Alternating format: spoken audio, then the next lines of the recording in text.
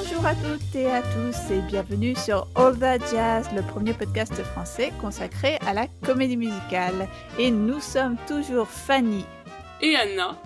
Et aujourd'hui, on vous propose un épisode en plein dans l'actu, puisqu'on va vous parler de la série Zoé's Extraordinary Playlist, ou en français Zoé et son incroyable playlist, titre qui sonne un peu bizarre, je trouve. Et donc, Zoé's Extraordinary Playlist, il s'agit d'une série dont la deuxième saison vient d'être mise en ligne aujourd'hui. Depuis le 1er juin, vous pouvez la regarder sur la chaîne Warner TV, donc une chaîne qui est disponible dans certaines offres Canal+, Orange ou Free, et donc pour ceux qui ont accès à cette chaîne, courez-y, et vous pourrez découvrir donc 2 épisodes par semaine de la saison 2 de Zoé. Mais Zoé, en fait, qu'est-ce que c'est? C'est une série musicale américaine qui est diffusée depuis janvier 2020 sur la chaîne américaine NBC et une série qui a été créée par Austin Winsberg. Alors parmi l'équipe de la série, à noter que la chorégraphe de Zoé, c'est Mandy Moore, qui a beaucoup travaillé à la télévision américaine, notamment pour l'émission So You Think You Can Dance, un genre de concours de danse, et elle a aussi chorégraphié La La Land. Rien que ça. Alors, quelques mots sur, le casting. Alors, bon, déjà, Zoé, on vous en avait déjà parlé, hein, dans notre épisode, bilan 2020, mais on va, vous la représenter un petit peu la série et son casting. Et donc le rôle titre de Zoé est tenu par l'actrice Jen Levy, qui a été nommée au Golden Globe 2021 pour la première saison. Alors c'est une actrice que je connaissais, que j'avais personnellement découvert dans le rôle d'une adolescente dans la chouette série Suburgatory, qui était sortie au début des années 2010.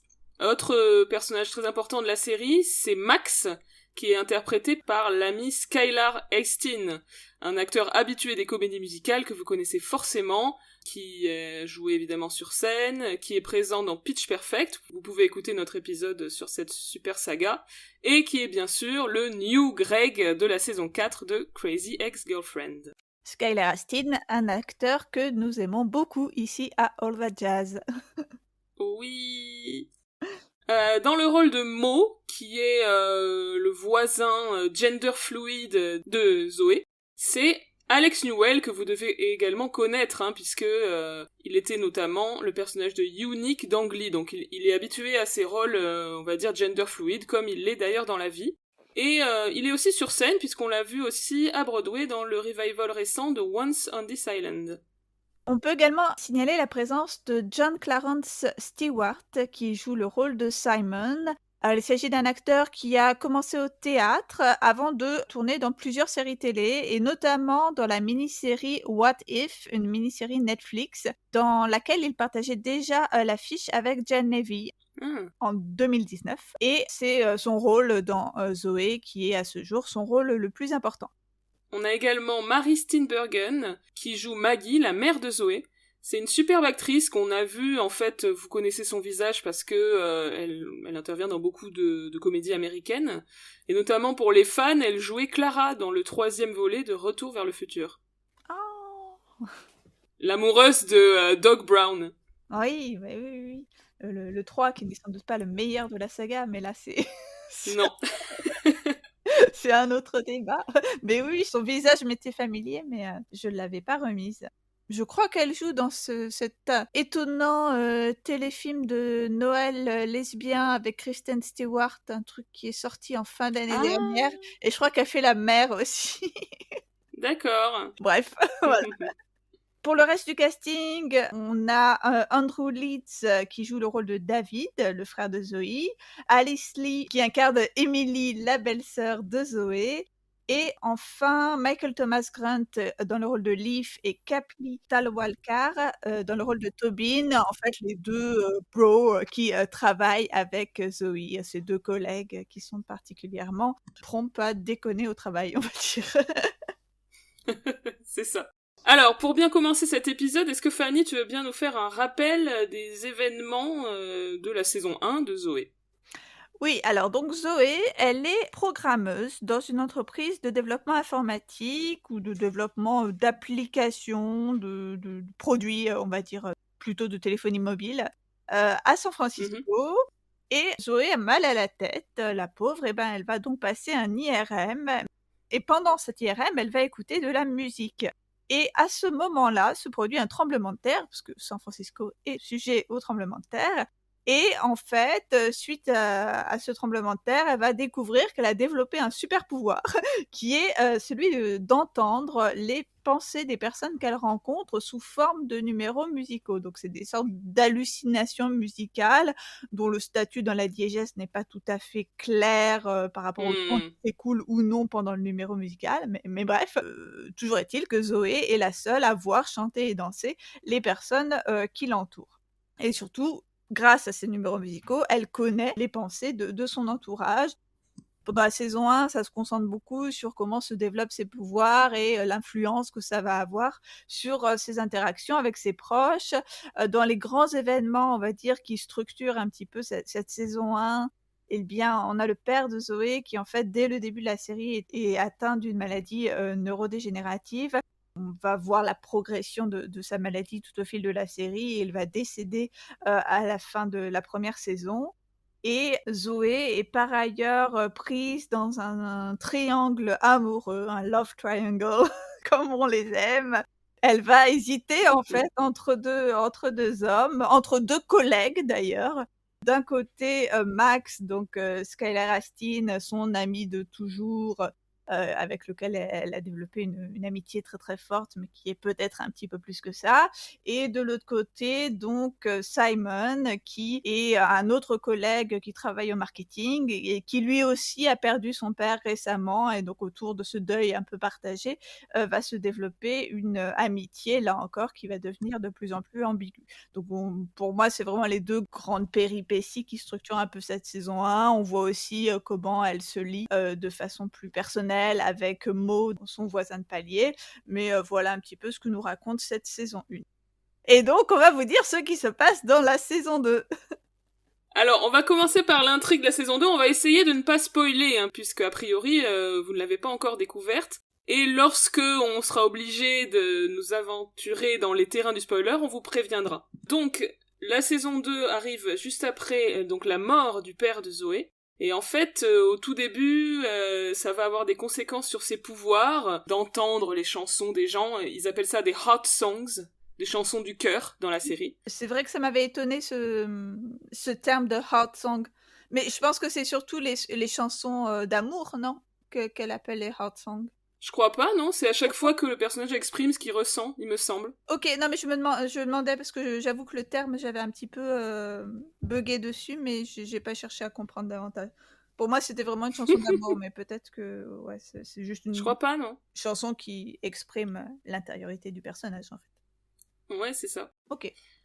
Alors, en parallèle, on a le bébé du frère de Zoé qui est né, donc bah, c'est le cercle de la vie. Je trouve que de manière générale, le processus de deuil dans la série est plutôt bien traité. C'est vraiment le thème central, le thème fort. C'est pas quelque chose qui est réglé en un épisode, comme c'est le cas parfois dans les séries quand les scénaristes ont pas envie de s'embarrasser de ça. Ici, vraiment, Zoé, elle est en deuil pendant toute la saison, avec différents aspects de ce deuil qui vont la mettre en difficulté dans tous les aspects de son existence. Je trouve que c'est vraiment ce qui est réussi dans cette série. Alors, autre thème majeur, tu l'as dit Fanny, dans cette saison, et comme dans la série dans son entier, c'est évidemment le triangle amoureux qui se poursuit, Zoé hésitant entre Max et Simon. Du coup, attention spoiler, on va pas être super précise, mais si vous voulez vraiment ne rien savoir, avancez de quelques minutes dans l'épisode.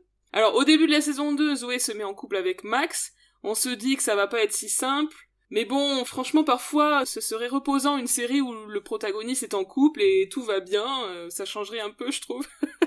Ouais, je me suis dit exactement la même chose. Enfin, on s'en est parlé, mais je sais qu'on avait vraiment eu la même ressenti au même moment, alors qu'on a vu la série séparément. Vraiment, quand ils ont été ensemble pendant ces quelques épisodes, j'étais en train d'espérer, en me disant: «Bon, ça c'est réglé et on va passer à autre chose, on va enfin pouvoir être soulagés». Mais non, c'est rebelote, le triangle amoureux pendant toute la saison. Et oui, puisqu'on a un retour, finalement, de l'attirance entre Zoé et Simon, après un très court flirt de Zoé avec un jeune voisin, on vous livre pas les détails, et ensuite elle va en fait se mettre en couple avec Simon, donc voilà, c'est vrai que c'est un peu lassant. Personnellement, j'ai pas vraiment d'avis, j'aime bien les deux mecs, bon. Ah non, moi, je suis team Skylar, enfin team Max, désolée, c'est évident. Mais bon, bref. Bon, je ne dis rien parce que sinon on va vraiment spoiler. Alors, de ce que je comprends en lisant les entretiens avec le showrunner Austin Winsberg, ça a vraiment l'air de lui tenir à cœur. J'imagine qu'il se dit que ce genre de choses va engager les fans en quelque sorte. Mais en réalité, à la lecture notamment des commentaires YouTube, parfois je re-regarde les numéros musicaux qui sont postés sur YouTube et les gens commentent dessous. Beaucoup de gens semblent en avoir un peu marre de ce triangle amoureux et même finissent par ne plus aimer Zoé. À cause de son indécision, une forme d'égoïsme, etc. Elle est très centrée sur elle. C'est vrai qu'elle est parfois un peu insupportable dans cette saison 2, je trouve.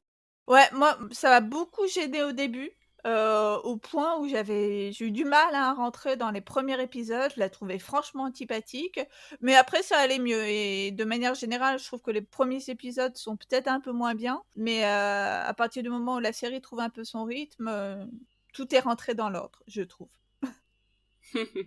Alors pour le reste, les intrigues ne sont pas super passionnantes, et ça, je suis d'accord avec toi, ça caractérise surtout la première partie de la saison. Vraiment, le regret que j'ai, c'est ce côté-là, c'est-à-dire on a des petites intrigues du genre Machine ne s'entend pas bien avec sa sœur, Machin n'est pas sûr de lui au boulot. C'est vraiment très chronique, avec une succession d'histoires souvent anecdotiques. On n'a pas un sentiment de direction du récit, et ça me manque un peu quand même dans la série. Ouais, je suis vraiment d'accord et je pense que ça va de pair avec le fait qu'on a du mal à s'attacher vraiment au personnage. Ça vient doucement, là encore, mais je trouve que c'est vraiment laborieux parce qu'on est quand même à une saison 2 et on a du mal, enfin personnellement, moi j'ai eu du mal à avoir un petit peu d'empathie avec les mésaventures de chacun. Mais voilà, ça vient progressivement avec notamment le personnage de Maggie, la mère, avec le personnage d'Emily, la belle-sœur, mais voilà, on rame un peu avant d'arriver là. Alors, en ce qui concerne les intrigues au niveau du boulot de Zoé, on a le départ regretté du personnage de la patronne, là, qui était très chouette. Ah ouais, je l'aimais trop, et en plus elle chantait trop bien. Enfin, je me rappelle de son premier numéro où on découvre qu'elle sait chanter, c'était génial. Bref. Elle n'est plus là. Alors, on a aussi dans les premiers épisodes de cette saison un nouveau personnage du collègue qui arrive, George, qui est interprété par l'acteur Harvey Guillen, qui était apparu d'ailleurs dans un épisode de Crazy Ex-Girlfriend. Mais oui, je savais que son visage m'était familier. Il s'agit du personnage de Beans, donc un des membres de la bande de potes de Josh Chan, donc qui apparaît dans la saison 1 et qui apparaît notamment dans le numéro musical Group Hang. Et c'est notamment un personnage donc d'origine latino et qui se fait surnommer Beans, et donc Rebecca à cette occasion se demande si c'est pas un petit peu raciste, mais voilà. Oui, bah, maintenant je le remets tout à fait, oui, mais j'avais pas reconnu spécialement non plus. Alors ce personnage, malheureusement, intervient dans 2-3 épisodes, puis disparaît rapidement. On va voir que c'est un peu un des défauts de cette saison aussi, hein, c'est de passer un peu vite sur certaines choses. J'avais un autre exemple de sujet un peu survolé, c'est dans l'épisode 4, lorsque Zoé doit virer des gens, puisqu'elle a pris du galon, elle monte en poste dans son entreprise, et elle doit virer des gens parce que l'entreprise va pas bien, en gros. Et à aucun moment c'est traité comme choquant le fait qu'on lui demande de faire ça, et c'est simplement un problème parce que Zoé, elle est embarrassée de devoir virer ces gens. Enfin, je trouve que le traitement de cet aspect-là m'a un peu dérangée. Bah, de manière générale, je trouve qu'il y a une assez grosse ambiguïté sur cette représentation du monde rêvé de la Silicon Valley, enfin, vraiment ces entreprises jeunes, cool, avec ces espaces de travail qui ressemblent à des espaces de jeu. À la fois, c'est montré comme complètement cynique et ultra-libéral, hein, quand on voit le patron, sorte de Mark Zuckerberg, complètement fantasque, enfin, on voit qu'au niveau moralité, il y a mieux. Mais donc c'est condamné, enfin en tout cas on a un discours assez critique sur cet univers, mais c'est quand même montré comme complètement cool et c'est quand même censé faire rêver, donc je trouve que c'est assez étrange en fait. Ouais, il y a une forme d'ambiguïté. Alors par contre, il y a un sujet qui est traité vraiment plus en profondeur sur cette question autour de l'entreprise. Ça va être à partir de l'épisode 5, le sujet du racisme dans l'entreprise, qui est donc porté par le personnage de Simon, donc qui est afro-américain. Et on va avoir un épisode 6 entièrement consacré à ce sujet, donc dans cet épisode, il n'y a pas de sous-intrigue amoureuse ou familiale de Zoé. Je trouve que le sujet est pas trop mal traité, Zoé va être bousculée, réaliser ses biais, ses privilèges, le fait que elle a pas pu voir le racisme qui se déroulait sous ses yeux, je trouve que c'est plutôt intéressant comme sujet abordé. Alors moi j'étais un peu mitigée sur ce traitement, je suis d'accord que c'est une bonne chose de voir des blancs reconnaître leurs privilèges, Mais il y a un côté où ça devient quand même un petit peu All About Zoe pendant un moment et du coup, je trouve que c'est un peu gênant et il y a aussi la réaction du personnage de Simon qu'on voit être, en fait, brusquement super fâché contre Zoé et ça peut apparaître sans raison parce qu'il lui a pas dit ce qui clochait et il est hyper vénère contre elle. Bon, après le problème, c'est aussi qu'elle a pas su se rendre compte de ce qui clochait, mais je trouvais que ça pouvait desservir le propos d'avoir cette Mmh. colère qui peut apparaître, injustifiée contre le personnage et de manière générale d'ailleurs c'est quelque chose que j'ai remarqué je trouve à propos du personnage de Simon. Je trouve que, après c'est peut-être simplement on va dire le caractère du personnage qui est comme ça, mais il dit rien et puis au bout d'un moment, il est hyper fâché contre le monde qui l'entoure et ça m'a un peu perturbée, je trouvais que c'était un peu bizarre comme réaction, mais voilà.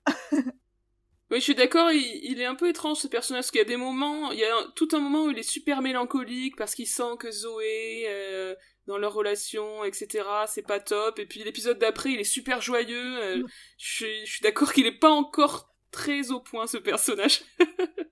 Alors, justement, autour des personnages, dans la deuxième partie de la saison, on va avoir une intrigue autour de la belle-sœur de Zoé qui ne va pas bien, mais là encore, on nous fait monter la sauce pendant tout l'épisode 9, je crois, et en fait, après, c'est pas traité à fond.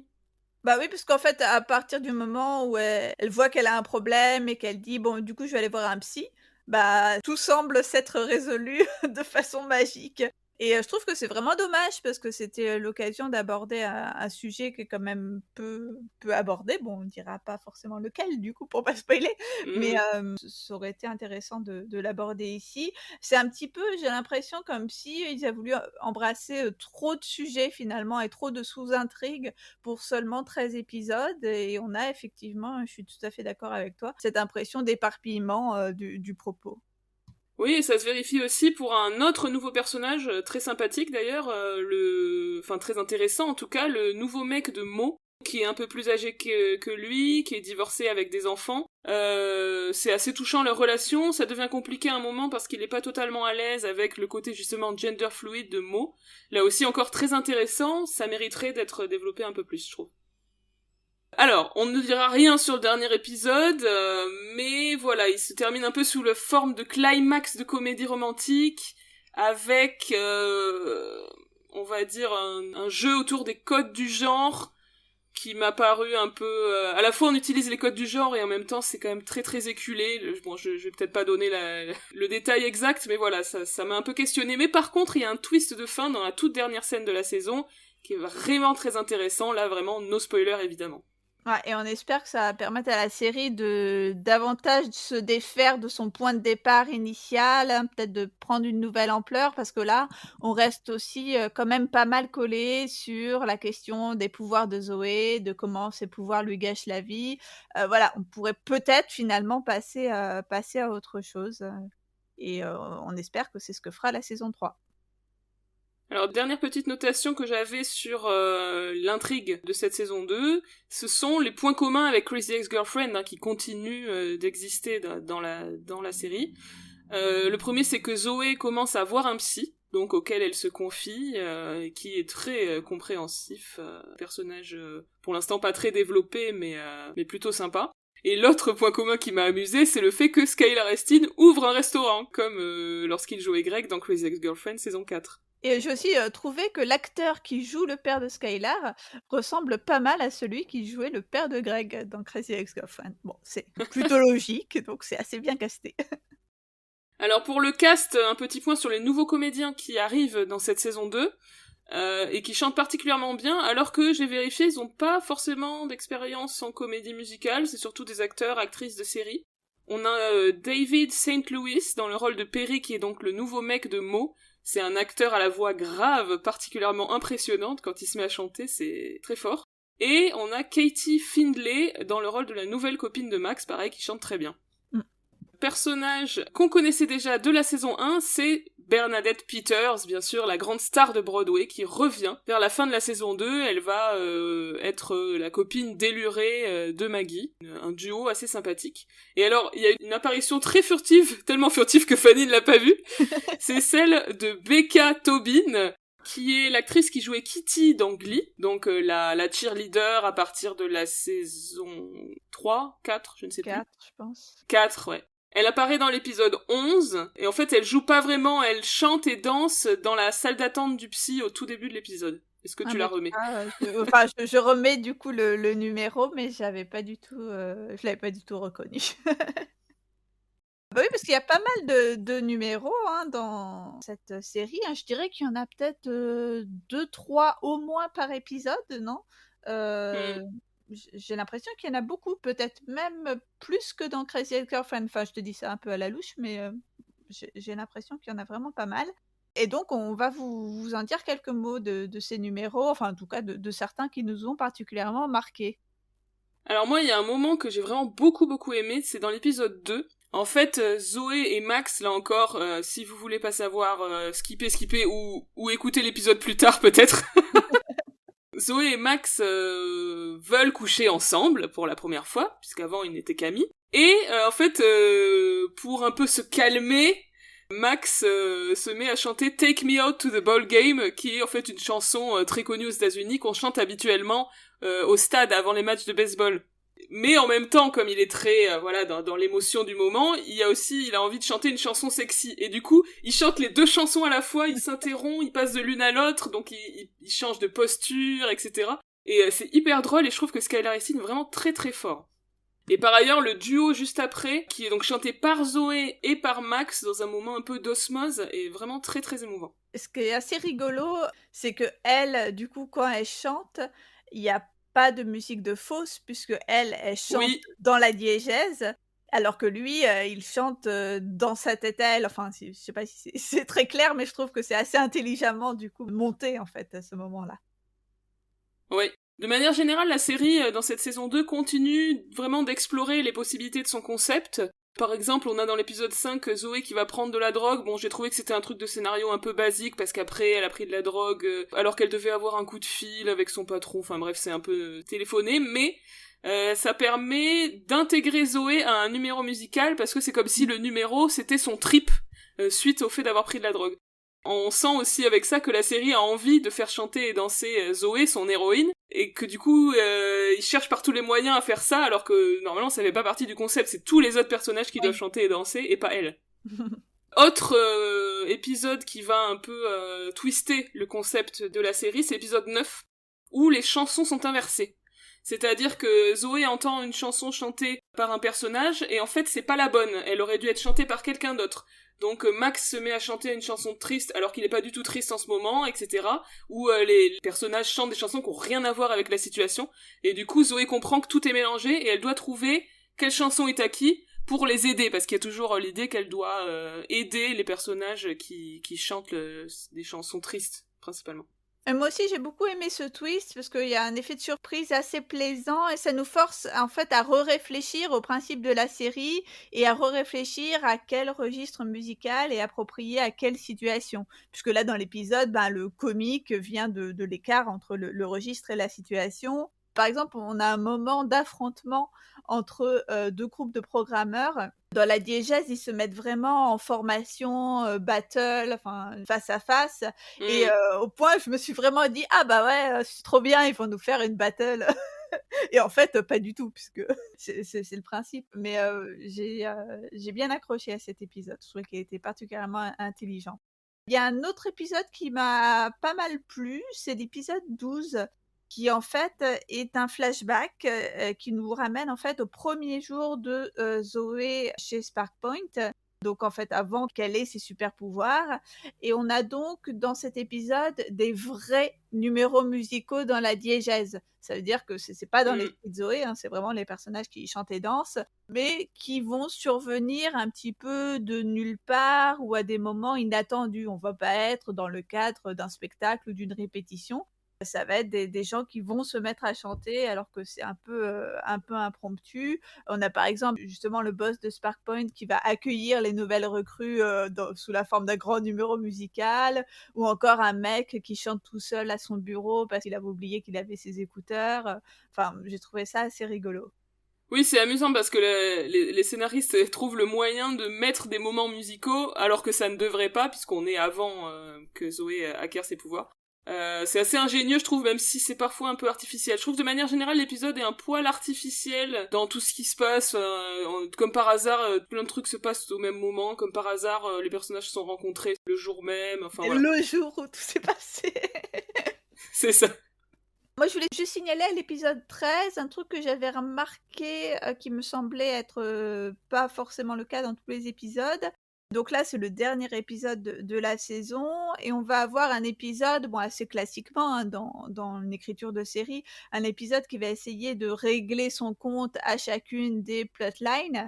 Et ça va passer par beaucoup de numéros musicaux choraux avec des chansons qui sont passées sous forme de relais entre les personnages. On a cette figure assez connue hein, dans la comédie musicale de la paste-langue sang. Et je trouvais que c'était l'occasion de plusieurs numéros assez émouvants lorsque les personnages partageaient les chansons.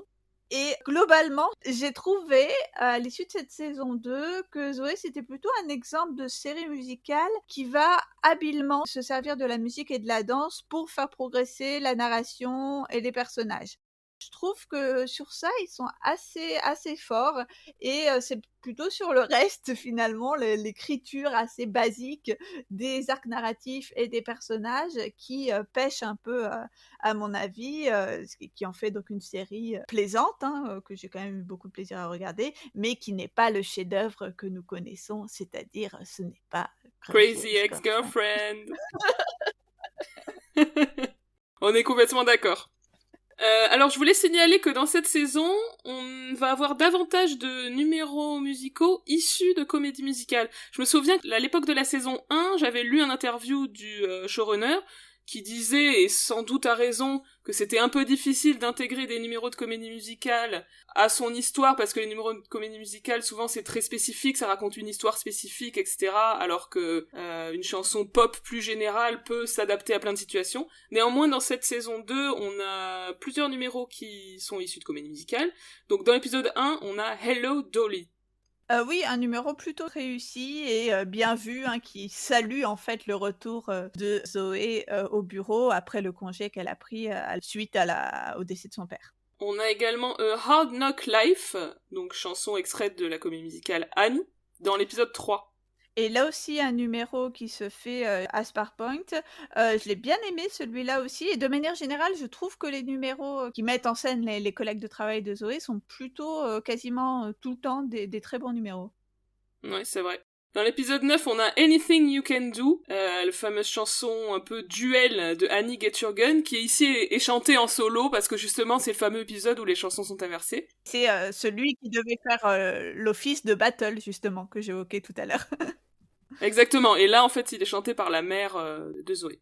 Et dans l'épisode 12, on a la chanson Pure Imagination du film Willy Wonka, donc ce que tu disais tout à l'heure, c'est l'épisode flashback où le boss de la boîte accueille les gens en chanson.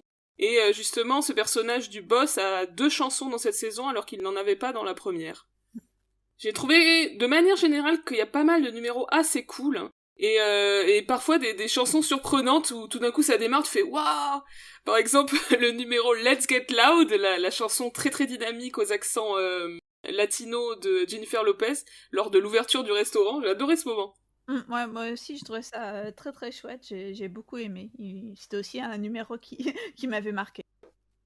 Et alors, numéro qui m'a énormément marqué aussi, et je crois toi aussi Fanny, c'est Kiss Me. Donc ça se déroule à l'anniversaire de Zoé. Et tous en gros les amoureux qui sont dans la pièce chantent et dansent. Ça m'a vraiment beaucoup émue. J'ai même pleuré à ce moment-là. Je sais pas exactement pourquoi. Sans doute la nostalgie d'entendre cette chanson parce que voilà, c'est je sais pas, une chanson de notre jeunesse. Enfin voilà. Et ça, c'est un truc qui est assez fort aussi dans la série, je trouve. Il y a un effet playlist, comme le dit le titre de la série, c'est-à-dire ce plaisir de reconnaître certaines chansons tout d'un coup et d'être ému par le fait même que ça soit cette chanson-là à ce moment-là. Et en plus, le numéro est super bien mis en scène et très très émouvant, je trouve. Moi aussi, donc ouais, c'est un numéro qui m'a beaucoup ému aussi. C'est une chanson qui me serre le cœur chaque fois que je l'entends, parce que j'ai une sorte de playlist interdite de toutes les chansons de ma jeunesse qui maintenant me rendent triste. Donc ouais, il y a vraiment ce truc de la reconnaissance qui est très fort. Et d'ailleurs, c'est assez rigolo que Zoé, on dirait qu'elle ne connaît pas les chansons. Parce qu'à chaque fois, quand Mo Ouais, lui demande quelle chanson tu as entendue, là, elle n'était pas capable de dire ce que c'était. Alors, c'est bizarre parce que moi, j'aurais pensé que c'était des chansons qui étaient sur la playlist qu'elle avait écoutée au début. Enfin bref, il y a un truc où on joue avec ouais, le fait qu'elle connaît pas les chansons qu'elle entend en fait. ouais, mais je crois que ça a été dit au début dans la saison 1 qu'elle était nulle en musique et qu'elle en écoutait pas. Mais c'est vrai que des fois tu te dis genre Kiss Me, tout le monde a déjà entendu cette chanson, surtout une meuf qui est à peu près de notre âge, enfin ça n'a pas de sens. Pour revenir, sur le numéro, moi j'ai trouvé qu'il était, vraiment remarquable, à la fois du point de vue, de la mise en scène et de la chorégraphie parce qu'en fait, on a des couples qui vont, danser et notamment répéter un certain mouvement, hein, le mouvement d'un cambré soutenu de manière synchronisée, dans toutes les pièces de la maison et je trouve ça vraiment très beau, tous ces couples qui se ploient, enfin, au même moment. Et j'ai remarqué à cette occasion une petite incohérence, une de plus peut-être de la série, parce que, on comprend en fait que Zoé navigue dans tous ces couples et en fait quand Zoé voit un couple chanter et danser ensemble, enfin, à l'occasion de cette chanson, hein, on comprend qu'ils sont ensemble, enfin qu'il y a une attirance, même lorsqu'elle n'est pas encore avérée dans le récit, comme le cas de 2 collègues, de Zoé. Et pourtant, on voit que ah bah, c'est un peu compliqué de pas spoiler, mais en fait, il y a 2 personnes qu'elle pensait être en couple qui ne chantent et qui ne dansent pas ensemble dans ce numéro et après le numéro, elle est surprise d'apprendre qu'ils ne sont effectivement pas en couple. Mais c'était logique puisque tu les as pas vus chanter et danser ensemble. Enfin, j'ai l'impression qu'elle comprend même pas Hmm, ses propres pouvoirs, donc ça m'a beaucoup perturbée, voilà. bien vu. Enfin, je voulais aussi signaler, la chanson If I Were a Rich Girl, remix de If I Were a Rich Man de Un violon sur le toit, qui est une chanson de Gwen Stefani que je ne connaissais pas et qui ici est chantée par, la mère de Zoé et le personnage de Bernadette Peters, lors d'un duo, tout à fait sympathique. Ouais. Et alors je voulais signaler aussi qu'on a l'introduction ponctuelle de chansons originales dans un des épisodes à travers le personnage du jeune voisin qui fait partie d'un groupe et ce groupe est rejoint par le frère de Zoé et du coup ils vont chanter des chansons qui sont des créations de ce groupe donc ça permet à la série de renouveler un peu son stock de chansons on va dire. Petite dernière chose que je voulais dire de manière générale sur les numéros musicaux, c'est que je suis vraiment très admirative en fait en termes de mise en scène. J'ai pas calculé le pourcentage, mais je pense qu'il y a vraiment une bonne partie des numéros qui sont filmés en plan séquence. Mmh. C'est-à-dire, il y a pas de coupe, la caméra suit les personnages et c'est sans interruption. Du coup, à chaque fois qu'il y a un numéro musical, la mise en scène s'adapte à ce numéro. Ça fait vraiment son effet, je trouve que du coup ça nous plonge d'autant plus dans... on est vraiment avec Zoé qui regarde ses personnages exprimer leurs sentiments, et ça marche super bien avec le concept de la série, en plus d'être techniquement assez impressionnant.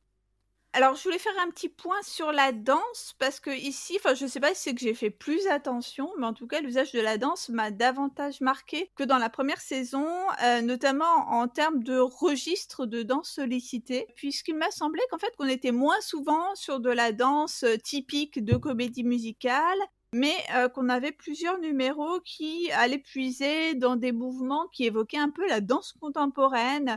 Je pense particulièrement à la chorégraphie du cauchemar récurrent de Zoé au début de la saison, une espèce de danse assez inquiétante dans une maison vide. J'ai trouvé ça plutôt inhabituel, mais assez à propos en fait par rapport, à ce qui était raconté, donc j'ai trouvé ça plutôt pas mal. Aussi dans beaucoup de numéros, on avait des mouvements qui sont pas vraiment de la danse, mais plutôt de l'ordre, de la pantomime ou du geste exacerbé. Bon, c'est assez habituel, on va dire, dans la comédie musicale, hein, l'époque de la comédie musicale de l'âge d'or, on avait déjà ça.